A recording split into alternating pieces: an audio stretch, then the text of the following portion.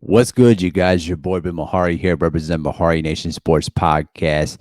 If you guys missed it out, I just did a preview video of the Western Conference Finals between the Lakers and the Nuggets. If you guys are interested in checking out my thoughts on that series, go ahead to the channel and check out the video of yourself and see what you guys think of it. But in this case here, we're going to talk about the Eastern Conference Finals that are going to take place tomorrow night between the old rivals between the Boston Celtics versus the Miami Heat.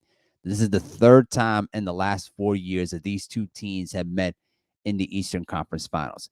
Now, historically, the Miami Heat are basically 16 and 14 against the Boston Celtics, and basically these two teams have pretty much a lot of familiarity with one another. Now, remember, these two teams have met each other in the conference finals and basically have one victory apiece between the two in the last 4 years. And each time these two teams have met one another, it's pretty much a contrasting of styles between these two teams. We know how deep and versatile the Boston Celtics are, and we know how defensively stout the Miami Heat are.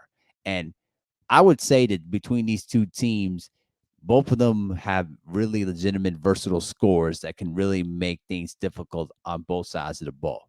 But I will tell you this: this is pretty much a series that many people were hoping to see again, but we knew that a lot of times, injuries, losing streaks, things of that sort, really can affect teams during the year. And that's what was going on with the Miami Heat. This was a team that on paper should have been at least a 3 seed or 2 seed at best. But they endured injuries, they endured a lot of lengthy losing streaks, while the Boston Celtics were a team that was knocking on the doorstep of the number 1 seed until the Milwaukee Bucks took that spot, which eventually the Miami Heat pulled off the big time upset.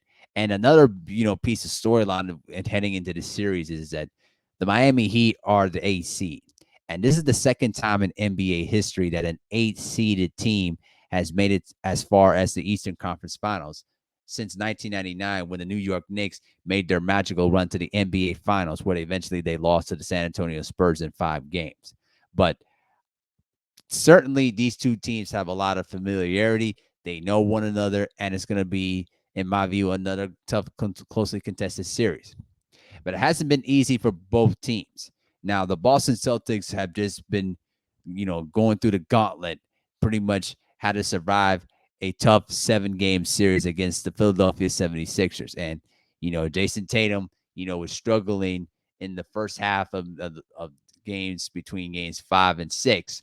But then he emerged and stepped up in game 6 in the fourth quarter with 16 fourth quarter points to send the series back to Boston for game 7.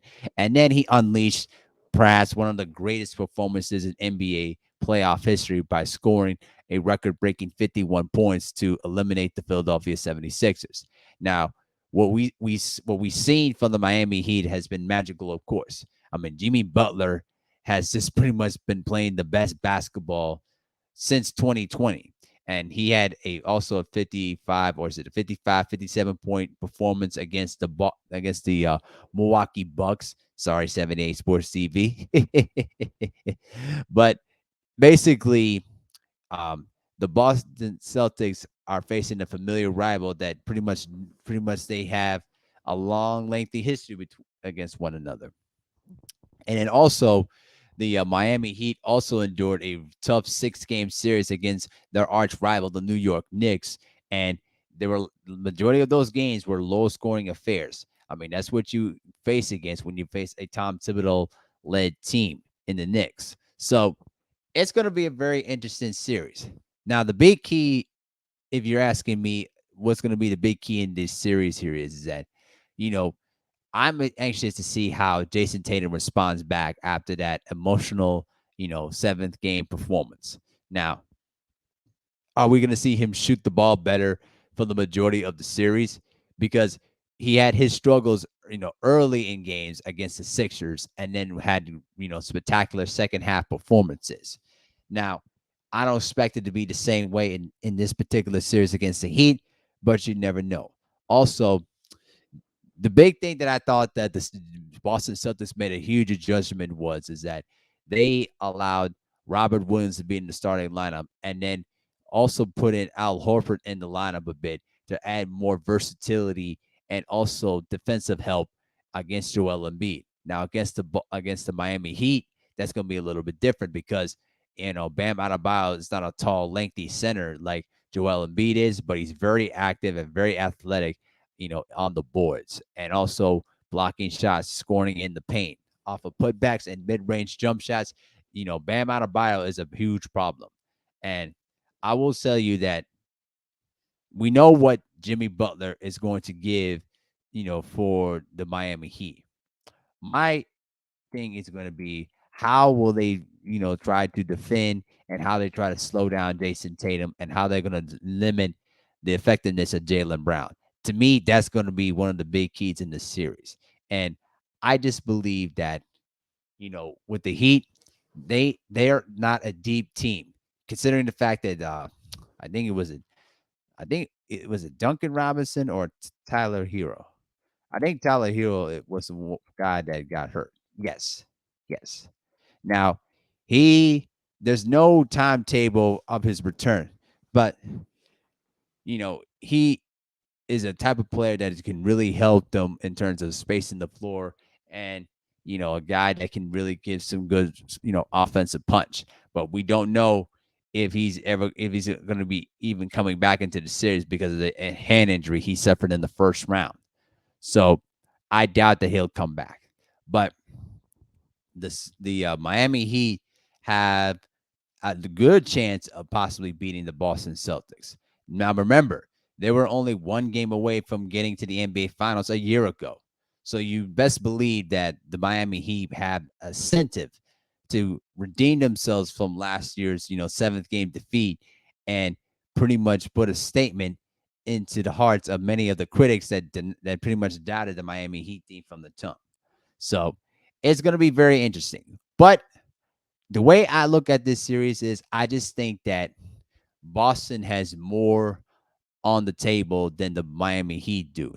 I think that the Miami Heat might get at least two games in this series because I think that the thing with the Celtics is that sometimes they play with their fruit a little bit too much and they allow, subpar teams to keep up with them. And I think that they might give up at least two games in this series, but if all else fails, I have the Boston Celtics winning this series in 6 games. I think that this time around, I think that Jason Tatum is going to be on a personal mission to win his first NBA championship, and I think that it's going to be on his shoulders to try to lead the way and pretty much set the tone at the start of the series. So it's going to be very interesting. I'm excited for this rematch again between the Heat and the Celtics. Anytime these two teams meet one another, there's going to be a lot of fireworks. There's going to be a lot of dazzling performances, a lot of confrontations. I mean, everything that you expect in this series, you're going to see it right here. I have the Celtics winning this series in 6 games. But let me know what you guys think. Who do you think is going to win this series? What do you think is going to be the critical factor in this particular series between these two teams? And how do you think this series is going to turn out? Let me know what you think in the comment section below. And with that, I'm out. Peace.